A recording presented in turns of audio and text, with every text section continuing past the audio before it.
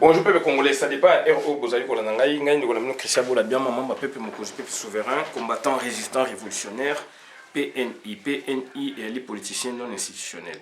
Bande Konangaï, donc, Toye Koloba, mingi situation ya Congo, où ils allaient concerner Bisso.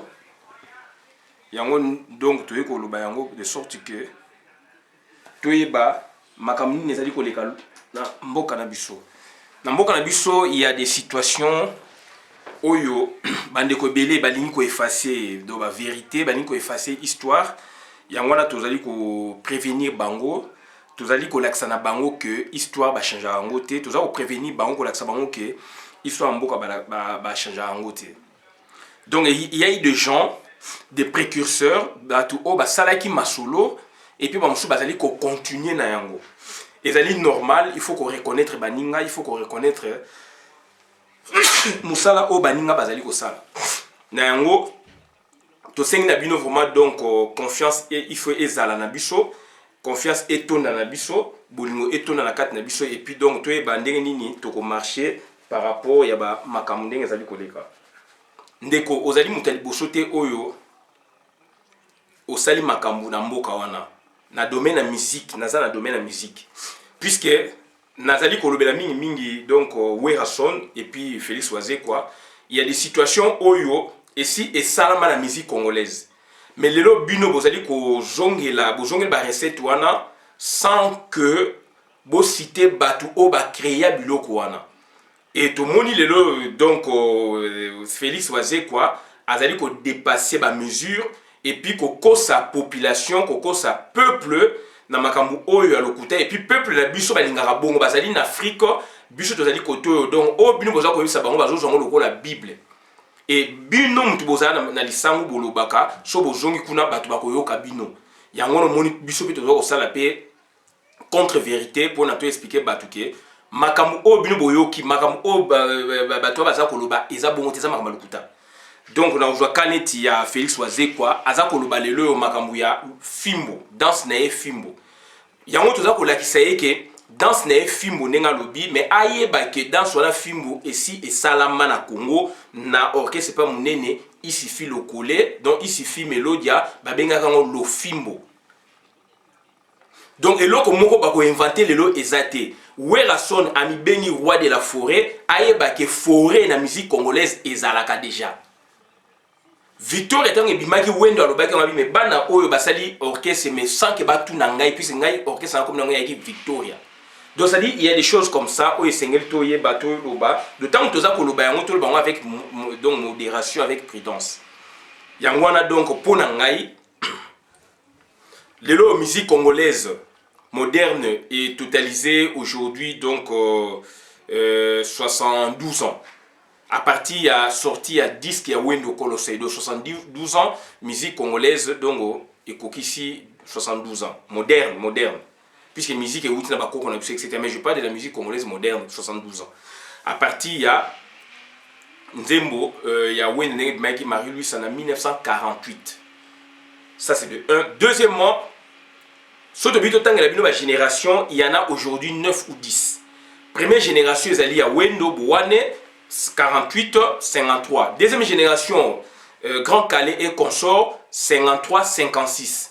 Troisième génération, Ezali, Rochero, Taboulé, Babombenga, Bokelo Isenge, Madiata, Vicky Longomba, Don Natangi, Ojime, Baïsou, Jean-Serge, Banino Malapé, etc.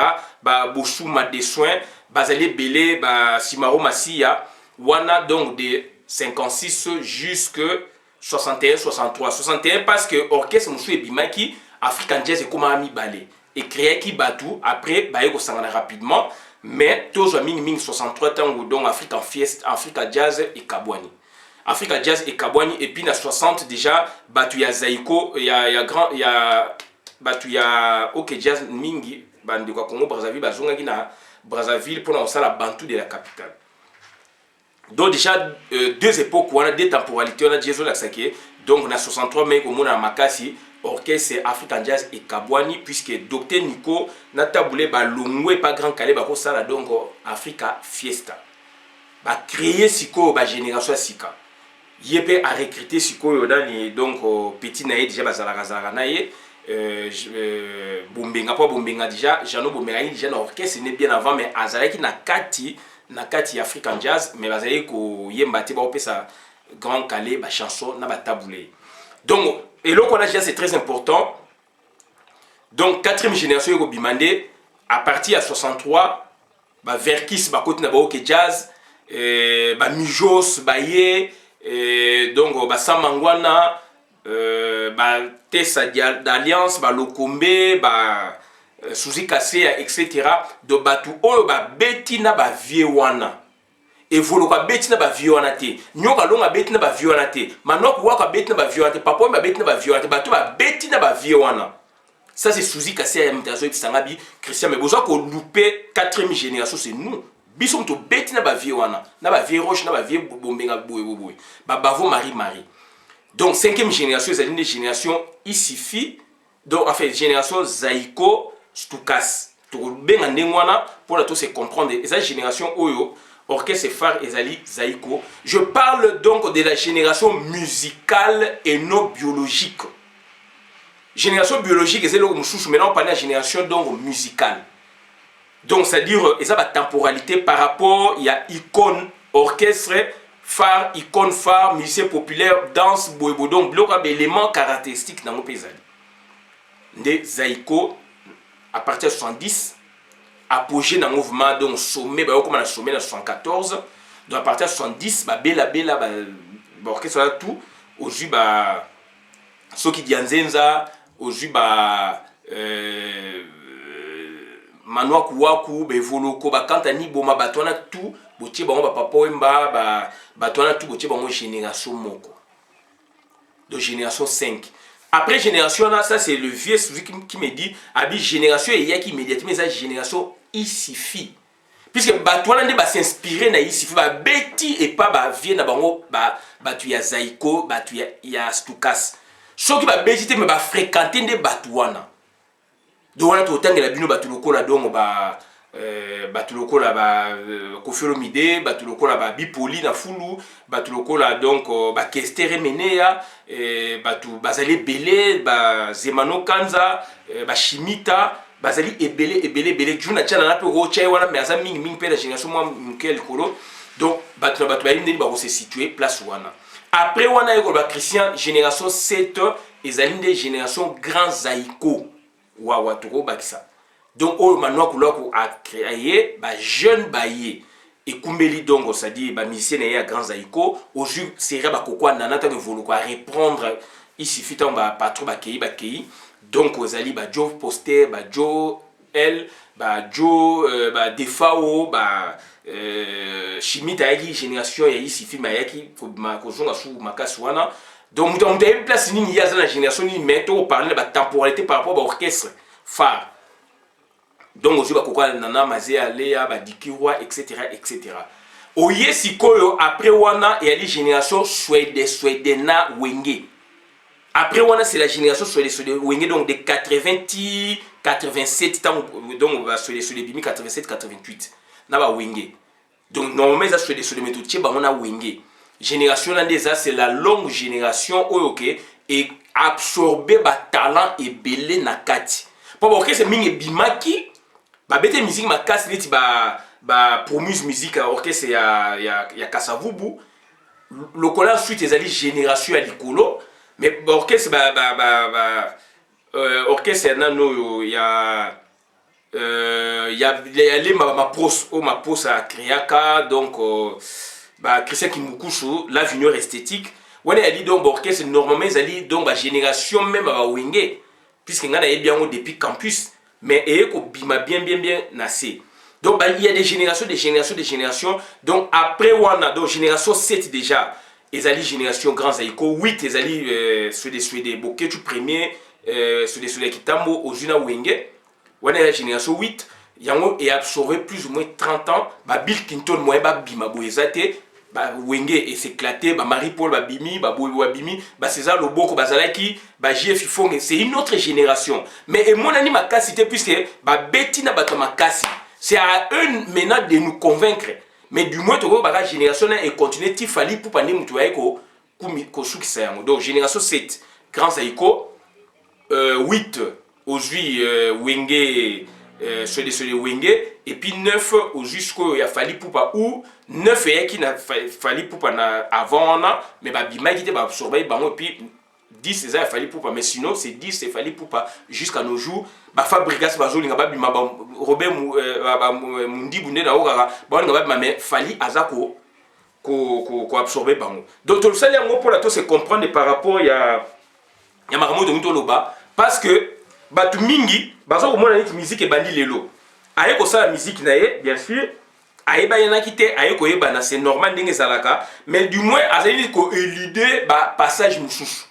Moi je me suis dit non, il faut que nasala quelque chose, puisque mutulokola donc mutulokola nani Félix Oise quoi azali musicien oyo azala ba talent oyaye, mais du moins alobi makamususu oyo ndeko nanga donc yali oyo esengeli ko décortiquer ngo pona koyeba qu'est-ce qu'il faut faire, qu'est-ce qu'il y a, et puis donc il faut apporter un correctif, puisque tant que ça ko parler mingi na orchestre donc na danse na elo fimbo et betem na 5 continents, mais azo bossa na contexte nini, avec quelle technologie o yenze mona beta et ba propager ngo beta za nini eza équipe Léopard, et na contexte nini na lieu nini, et puis avec quelle technologie alinga se comparer na Mike Jackson alingi boyeboy, alors que film wana c'est betama na isifi Melodia ba pas de danse ya zobetana et betama na isifi to rotier la bino moi séquence bande ko ngai bola na moi muke donc ya isifi Melodia pour na bo sans convaincre. Donc vous allez là pour corriger un peu, puisque il y a des chroniqueurs oyo ba kolanda ye ba koye ba tendeng ni makamangwe banda ki boyeboy ba ko zo parti oya lobby oyo est intéressé bango, et puis voilà donc ekosuka ndengwana et bandengolanga ezali pasi mingi, puisque congolais alingi kondima ndengone congolais te, congolais donc alingi kondima ndengone congolais te za mawa mingi. Donc totia bino héritage perdu et voloko pour bolanda quand même passage mususu.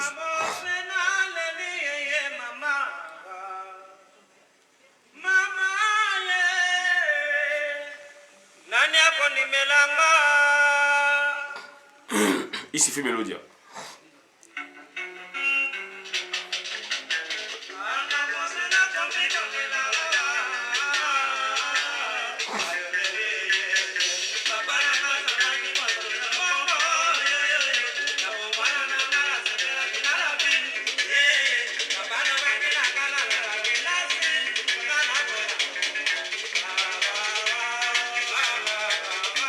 Dongo etamaka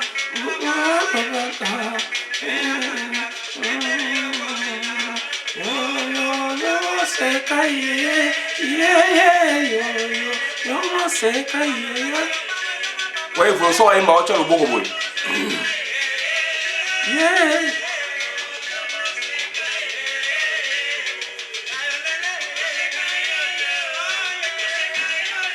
Donc wana yali to tshel bino muke bokoyoka to luka passage oyo lo fimbo ke le mambo na yao o bayemba yango ezali dans salaka succès na Congo ya makasi, mais lelo bato musuba ko yemba ba ko loba, donc on dirait neti ke bango to babani musique mo.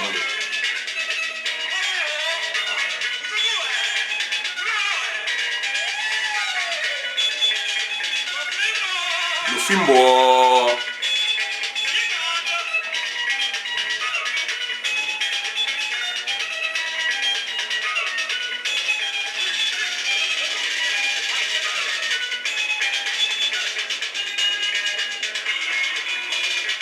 tout ça observation par rapport à la musique on est betami instrumentation tant que ça kota, voilà.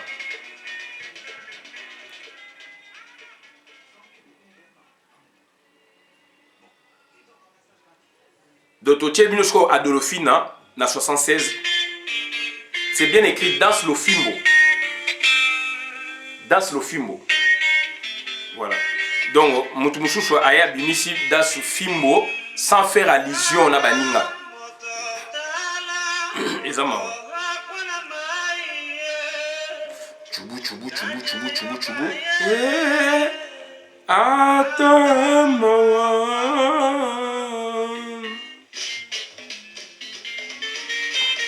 On a banzembo ba thématique ezali ko raisonner peuple.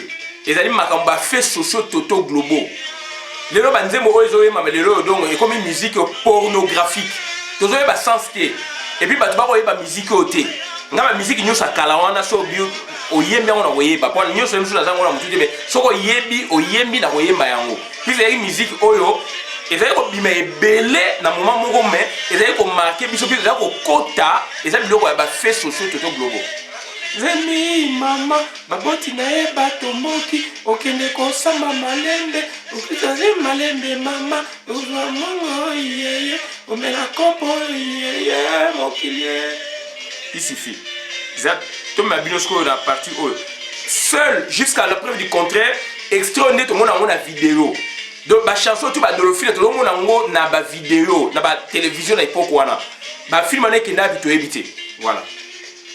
Zera, tout le monde chouchou.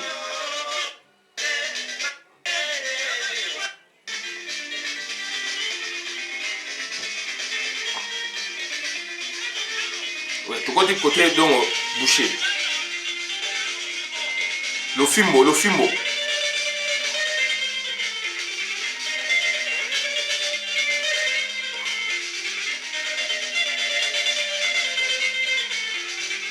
Oh, Popolipo. Joe Mali aza na Popolipo.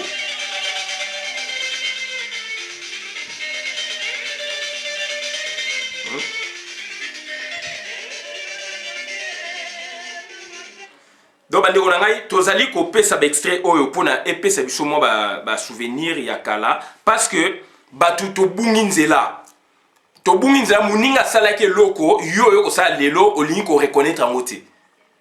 Alors okundoli kaka wana puisque bato wana baposa ba jalon ya wana pona ngai il y a que 3 grands musiciens wana Evoloko Lita Bembo Papa Wemba les 3 musiciens oyo ba marqué batutu ba sali ba musique tout boité o ba créer donc c'est-à-dire variante ya rumba à partir de 70 jusqu'à nos jours ba sali travail mode de 70 jusqu'à 85 et tout a été bouclé. De 70 jusqu'à 80, tout a été bouclé déjà.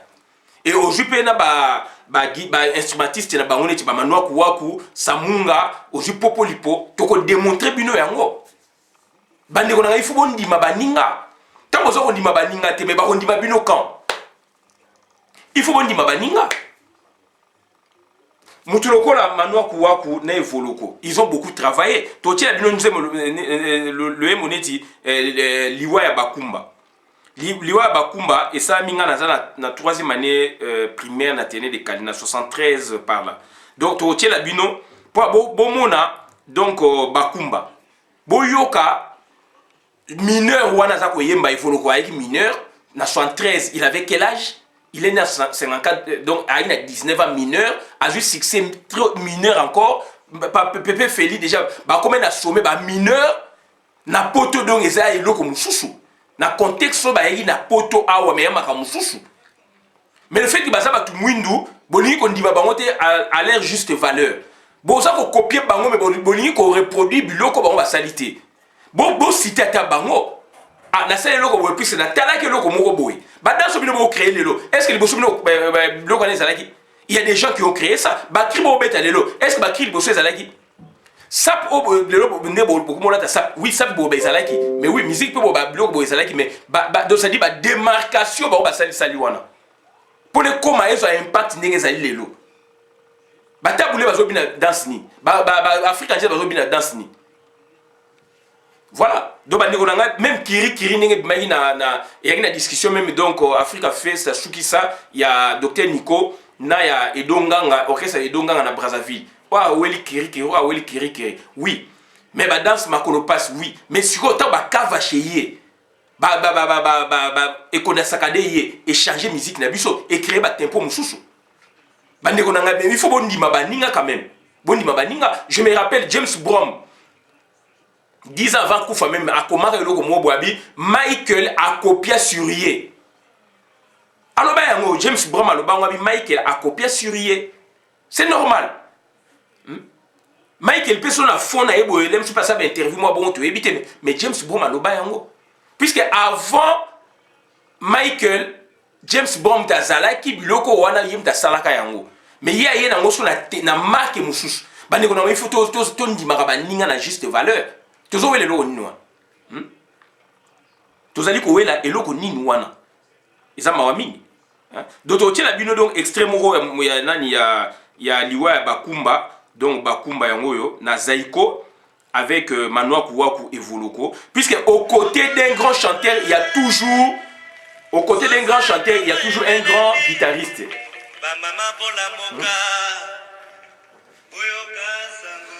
Nzembo Oyo, biso tozali na ebimi na 73, bola nanga malamu. Mais za Nzembo eza 73 te.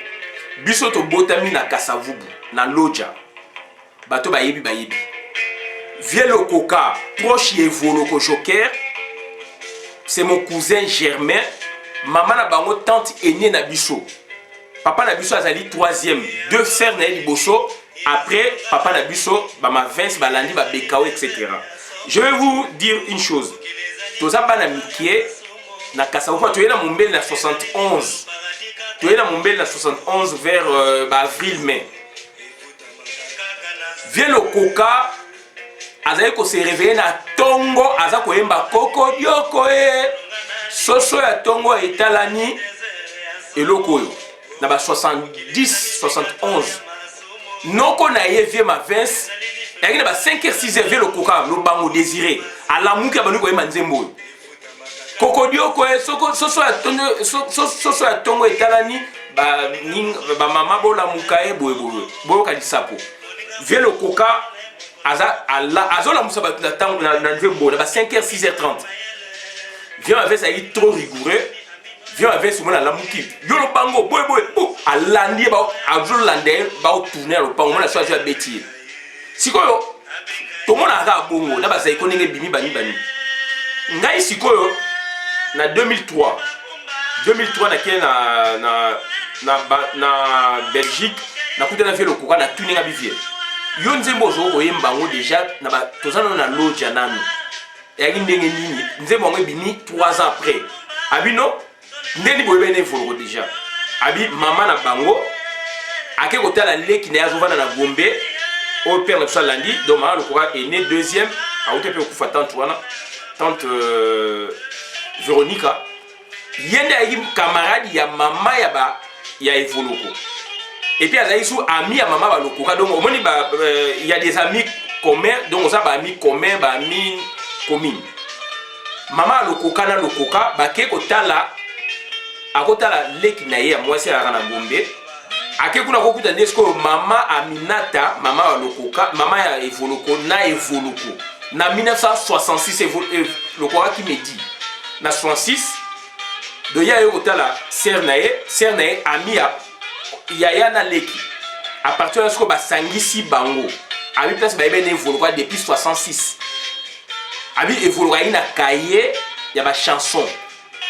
Oh, mais Nzembo awa so ba Nzembo boye mbembe ya ikomo boye eluza me ya ikomo boye ba yeko chaunde komo boye donc il y a des batu oyo et singela ki soko lingo sala livre batu ya kotunaka bango wana batu lokola losiki ya maneno akoye biso vérité abino eloko ndenge bima boye zaka boye biso mtu sala ki boye biso to créer que eloko boye za boye eloko boye mais yo ko lotuna journaliste a compté na succès mais otuna musicien a okosa o puisque ça dit de mauvaises foi ba guerre na ba on a kati donc ouais il y a des chansons déjà et Voloko na Manoa Kouakou na Zaiko ba octave wana na mineur ce sont des deux mineurs na Zaiko ba tie énergie na ba on a Zaiko pour na Zaiko et mata et bima ba ninga pe ba contribuer to boité mais lelo yo ba tumususu biloko na tu ba yebe en soutien to yel sabino mutu lokola Lita Bemo azali incontournable de la musique na biso, c'est un monsieur à spectacle.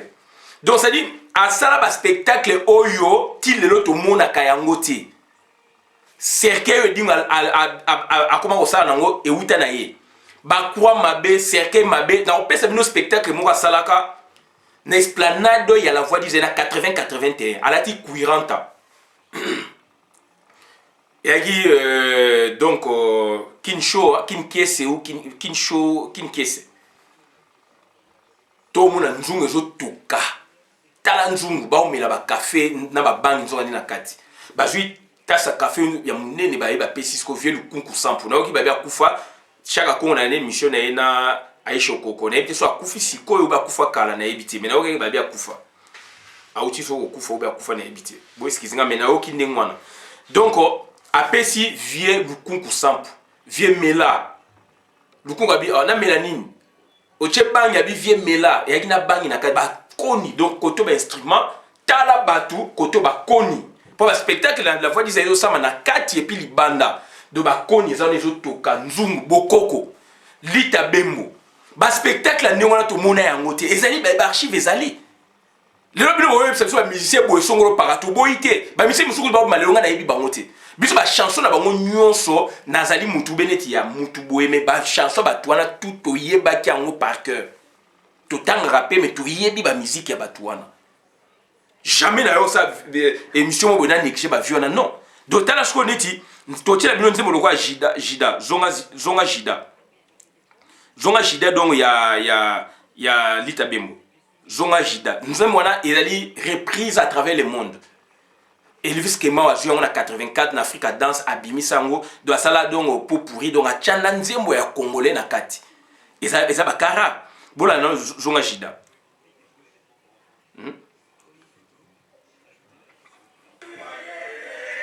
Jida kiyo na maboko moto mususu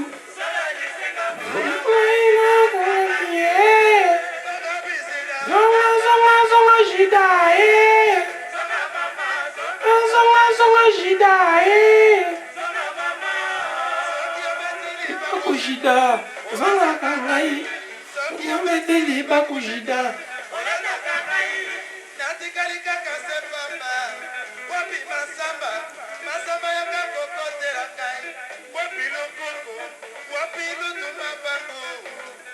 mabanga ya propre atangi bango me ya propre eza ba désordre ndenge bino te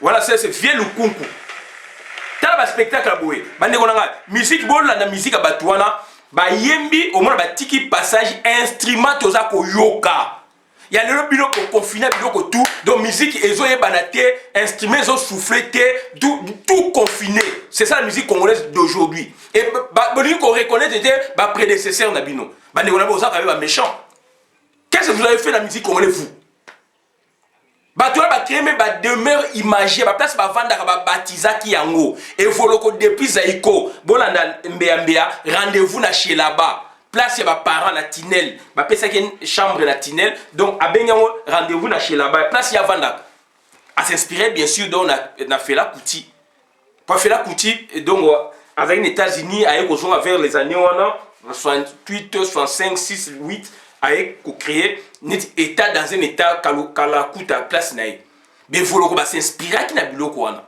na kacha Congo chez là-bas ba pese le pang na sekuna na wafanya numéro 8 a commission institut bazo ben on peut donc avenir ba comment avenir d'Isifi donc institut donc Isifi institut de savoir des idoles pour la formation des idoles et pas naïe ba musicien zaiko ba longwe ba bozi ba evol ba papa wemba ma voix ba comme ko vana maki et pas naïe papa m'a comme ko vana ti ba ko bimisa ine na soki vangwa ko sala orchestre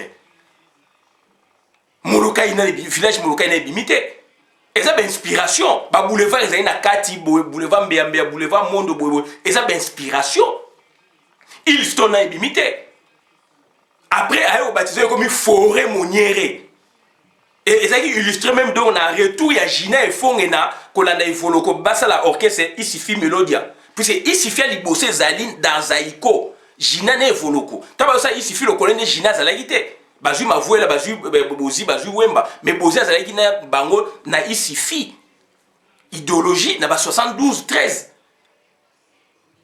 Isifi le colonel na 74 tanga yako zonga na Isifi Melodia pour basangana nande ba okende poto Gina tikalaki ba illustrer ngo na ba magazine na ba jeune pour jeune toujours landa kala ba bande dessinée na biso retour ya Gina Evoloko alati moniere na munduki ako patrie na forêt alinga tirer azo charger Gina zo kan kuna lai ko beta te zalinga lai ko tirer te et une façon qu'on illustrer que donc Gina aye na kati ya forêt azongi ba beta nevolo babilo bien forêt ouais la seule forêt moniere forêt ouais la forêt où et puis j'ai la musique congolaise Evoloko le film c'est Bima pas de danse pour bêter ça biloko déjà Evoloko Bima ba ni mais bon lui qu'on dit ma batute bon lui faut que Bima ça biloko on joue les bino mais non l'itabe moi c'est deuxième on a créé de mère imagée pas na yena 20 mais bazo bengango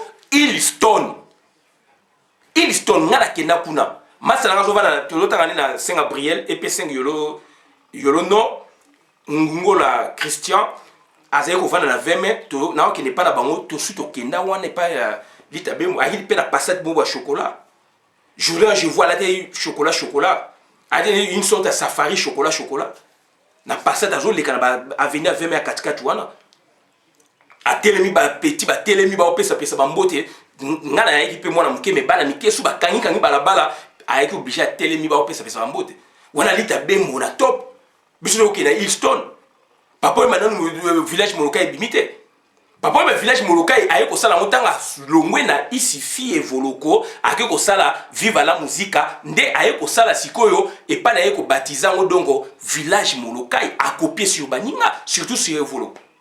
Ce sont des choses où ils allaient vraies, c'est la musique congolaise. Et il y a des styles donc chef coutumier, azo baptisé Batou, chaque dimanche, etc. Dans les cas pour la passage, mais na kota kuna et pas na yebo na 85 to sola ni makamususu.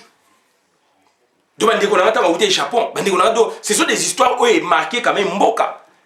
Totie la bino papa Wemba donc c'est-à-dire na toza chanson moko awa mère supérieure. Bon, on a la version mouchouchou, tu tiens la bino yango, Papa Wemba.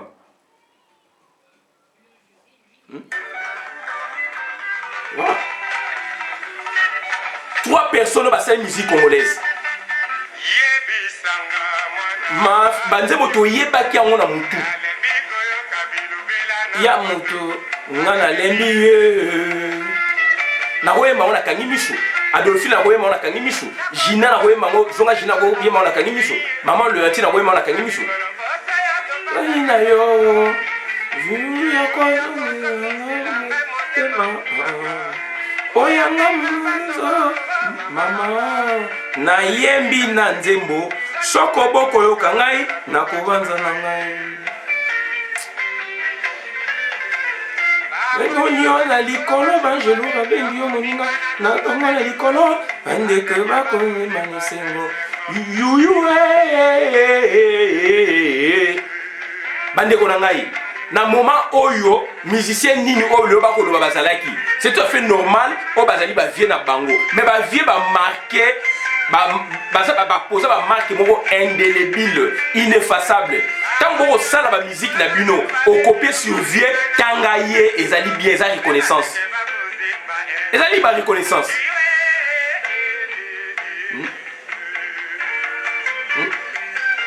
bande ko ngai il faut bobo ça quand même reconnaissant oh ce que banze mo badom ce sont des il toujours na ba affrontement et puis ba to ba beta musique ba fara ba affrontement bino comment ko éviter musique ba affrontement. Biso mona ba spectacle Zaiko na yoka lokole ba bima na rafia tolo polele Evoloko kotoyo papa Wemba kotoyo donc boziana ma voix la somme ba photo na ezali ba spectacle ezali na tuna vie bijou bievanga na la voix des biso tunga na leka na émission na 87 na va de te mais na va de pas le kaka na katwana ya gilas de pic ya bijou bievanga na poser question na. Après ni nga mes vieux comment expliquer ba spectacle boye tout le monde a un soutien na la voix d'Isaïe abia bibloko wana ezali mais eza na Renapec eza ba bando akala j'ai na 87 il me disait ça et ba spectacle ba fara na ba tenir na ba boye na Palladium tu casses ba mangwanda contre ba isifi ba Evoloko beta Adolphine na nini abeta accompagnement. Ce sont des grands danseurs, des grands chanteurs, basel babiloko ebele la musique na biso batouana. Et c'est ngeta mbosa babiloko musu bande konangai, il faut to honorer bango. Evoloko azelaki te oni ou benani basa la promotion handicapé physique. Abina na vadio mambenga handicapé physique donc il y a fauteuil roulant. Ce sont des humanistes. Na sona John Labi mais Evoloko ça esprit. Abi puisque hier pour la papa même papa c'est produit naie et qui problématique. Papa m'a toujours aussi il s'est abi au moins soit papa m'a c'est produit papa m'a tomboki. Mise comme rouge abi mais au bité que donc so singa makamana comme na kanda. Titi enfin ba yo sala okito. Aprende ayo kenina bozi ndenge sala mai bloko wana. Tala yesi bon fa dio mais Evoloko abi Evoloko ça esprit. Abi Evoloko nda ça esprit. Est-ce que le lobo ça a la promotion handicapé physique? Il y avait un musicien aussi dans fauteuil roulant avec na koyemba kitoko. Angéline Sogina Niazaki na ngirgi wanati akufa. Est-ce que baninga musu ba apporter que secours ba joyer ba tombola yebo ba imana non. Et vous le croyez mana va du mambenga bien kaza vienne na pas ça makama ba vrai mais avoir courage là c'est un être humain ba imana va du na vienne va du mambenga.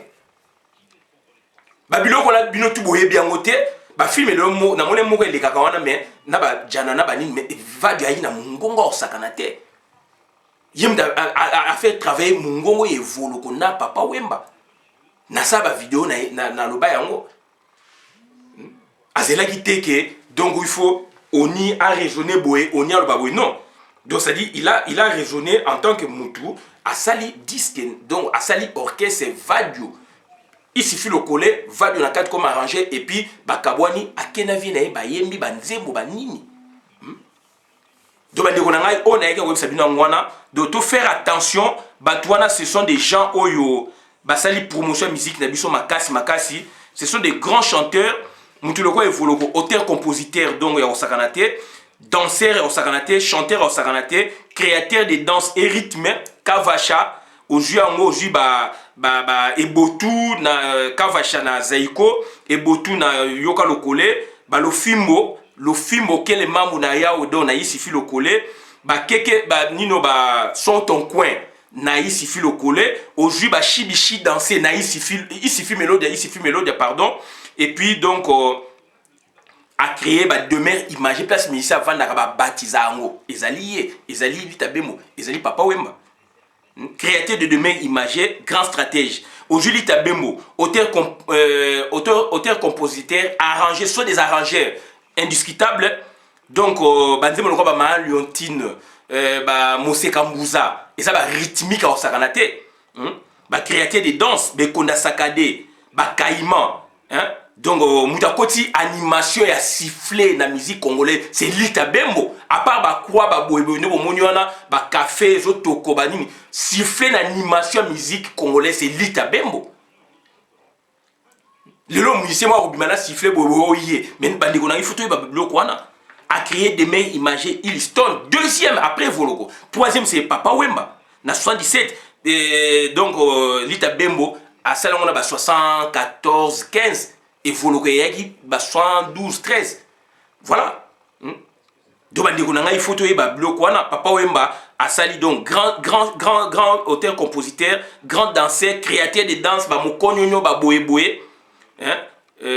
donc créateur de rythmes voilà a créé peut des mères imaginer donc molokai ba lieu wana ngoza lieu ba lieu moko donc mythique lelo donc et pas ba Jules Presley na ba États-Unis je pense aux États-Unis avion na lieu mythique Clo bana na Claude François bateka moulin ndaku na yeki moulin wana yeki lieu de pèlerinage en quelque sorte bateka yango puisqu'il fallait pas ça société na bango donc il y a pas droit d'auteur etc mais lieu wana ti lelo mukolo na ngonde ba yokana batu ba visiter ndaku wana ti lelo ya Clo yo waze ko zo bisanga yo ba fanatique na yo Richard Bola grand ngai na master na evie na nga Ferozita Nzanga bana ya institut d'Itaga ba fan club ya Tantine Betty na 78 79 si et pas ça ba koma mikolo pet ba papa na biso pe ba yi ba fanatique lem su ya ba wendo et pas ça ba koma ba kufa pe ba koma mikolo bo yozo on la biso ke o tia biso na affrontement ba fanatique na puisque le lo yo comme musicien yo mo ba yi fanatique na yo na oka yo za yi fanatique o ya biso ki musicien yo zo se biso ke volo fanatique yo yi fanatique nanu ya nani yo nani Werason yo Jibem Piana yo nani et Werason na Jibem Piana deux musiciens ba ko passer na wenge to ko mona aprendre nanu ya ko yame et ya ki biloko langa 16 ayaki nango kokwa na mazi ya lea to ebiango de tout le makambo ezali vrai bo copier sur batu mais il faut bon ndima batu wana tabo ça ba evo wana forêt monière ezalaka te na musique congolaise à part evolo mtabimisa yango ba de mer image ezala te na musique congolaise à part evolo litabe mona papa wemba bokolo ba ke Kester ba créer oui boy ba créer oui ba Kofi oui to boy ke ba jibe oui Kester bo bandinzi mendinzi ezali musique ya tewa na bisote puisque Kester même avait des difficultés pour ko beta ngona kacha Congo evolo ko mbonge eza musique na biso maté puisque c'est pas vraiment rumba puisque aime a même la difficulté ya ko beta ngona kacha Congo to ba musique o ezali ya biso ya tewa na biso Kester de son vivant partout où azalaki bo bisa beta dikando ko beta bino avec facilité puisque ça c'est notre musique la rumba nzinzi eza musique techno et bien petit frère au na Bruxelles voilà de tout ma musique oh il y a terroir il y a biso Kofi Olomide oui le azali grand mo pa o mo konzi ne bolingi mais il a copié sur Batu et volo comme ta arrangé ma première chanson na yé conflit na ene voloko ezalaki sur ma première chanson na yé na répertoire na yé ba chana yé ba kota na mo studio na voloko ba mère supérieure janana ba beta on a ici fille voloko ba mère supérieure ba boye ba asso ba boye et volo comme to a arrangé yango ba kota studio et voloko kota studio te papa wemba azalaka wana bakutana ba Kofi pa evoloko tangu sikoyo papa wemba longolie Kofi azu ba chanson na ko pesa ngo papa wemba colère evoloko yaki na Kofi ya mwana na komela Kofi ayebi yango ba ye ko s'arranger tangu na 13e apôtre apesi vie na evoloko passage ayemba yemoko ayebi yango donc ya yaki dongo il donne ce evoloko et papa wemba te evoloko na ba jeune na ye ba caprice na ende amoni aleka Johnny ko ba obenge étudiant on a vie de bambon azo bisangai abi donc na diplôme d'état na étant azu ba bengsa ici fi biso to kena ko beta na lembe pa ba Kofi Olomide diplôme d'état Kofi Olomide ici fait evoloko ba janana ba popolipo et là qui vivre pe na ebimité c'est ça la vérité ba na lemba pe na to ba vela nga lemba ba oui ici fait ya ke betaka ge evoloko diplôme d'état Kofi Olomide. Ce sont des vérités. Oh, bah, oui, ça vient Kofi appelle papa, appelle voloko voiture. Mais appelle voiture en guise de quoi? Il y a des relations, il y a des choses. Et ça n'a qu'à te belé pour éviter. Bilo au monde a le impact, a le plus ba nikolo babatuana. Ba usu ba lo bagate. Balita bembo. Qu'est-ce qu'ils n'ont pas fait la musique congolaise? Ba œuvre naïe, musique naïe, création naïe. Tilelo. Showman, mutumo a ko égalé été. Pour ngai trois musiciens on a créé variante ya rumba au de 70 jusqu'à nos jours. Kester oui, a bête musique na to sepelaki, Kofi azo beta bi to sepeli, biloko tuana et c'est salama. Werason et c'est salama, Jibem Piana et c'est salama, Marie-Paul et c'est salama. Oh Fali Poupa, tout et c'est salama. Donc il faut donc bo sitaka batu. Ata bo citer te mais bo za na ba arrogance te. Oh ndenge nani wazeka lingi ko laksa biso wazeka lingi ko laksa biso est-ce que wazeka yoleki litabe na robina yoleki volo na robina bozo sala ngo lelo oui tozo mona tozo comprendre mais musique na biso na bino toza génération moko to sepela batuana to yiba kamana ba valeur batuana to yiba valeur batu ba créer même ba de meilleure place avant d'aka baptiser ba ministère ba kolongwa na bandako na bango tofla kitoko akoti ake examen d'état maki na institut pe voloko biloko foto lo bayango famille ba yebike mona o préparer examen d'état nzo za na institut pe voloko ba bi poli azo ba ke vedette na ezala donc e voloko eza papa o mati balita bembo chaque kongo na landi abike yena ba Kofi ba okuta na wapi na ilistone pas lita be ko yanaki soko kepe volokote oye pas lita be so ye pas lita be o papa wemba trois places on andi ba tozo tourner mingi empire ya pe na style nango mais batu wana nde oyo ba façonnaki na ba danse au sakanate na ba style au sakanate oyo akati suki bo mbea oyo asali boy okuna mi ben kolo kwanga okuna mi ben kuru okuna boy donc c'était des guerres mais à leur côté ils avaient toujours des grands guitaristes et voilà pour comme bongo il faut manoa kuwa kuna zaiko il faut za la pemé na ye grands guitaristes mineurs ils ont eu des succès dans âge na bas âge na isi fina ye à cause de Popolipo na Suzanne là na kosa Popolipo boyo ka ba sambole ba boye ba Adolphine c'est Popolipo alongwe wana Popolipo accueilli na viva et vivement donc inaperçu aina langa na se il faut le récupérer après zaiko ezue zekete bolanda yango alongwe na ke quartier la terre bolanda loi ce sont les grands guitaristes. Et Samoum aussi des grands guitaristes qui ont créé la rythmique. Donc, Grand Niaou, Roxy Chimpaka, Azali, un des grands. Mais, passage, moi, à vie des Azalaki, sous na Kongote, Azalaki, Banda. Bah, mission, nous sommes expliquant, Manoa, quoi, expliquant, Litabemo, expliquant, mais Litabemo, bah, fanatique à Roxy, tu vas y de trois grands guitaristes aux côtés de trois grands créateurs de musiciens incontestables. De la musique yangwana batu yangwana ba beti arrangement qui toko ba yembi ba tiki passage ba instrument pe to yoki yango après ba zongeli cœur animation musique et sili bino animation place eza yebinte boye to yeba inteka générique on a également le bangwana suki abona na vidéo madame na compte communauté ngai Christian bona bien maman ba peuple mokozo peuple souverain combattant résistant révolutionnaire PNI est donc politicien non institutionnel donc on a le merci.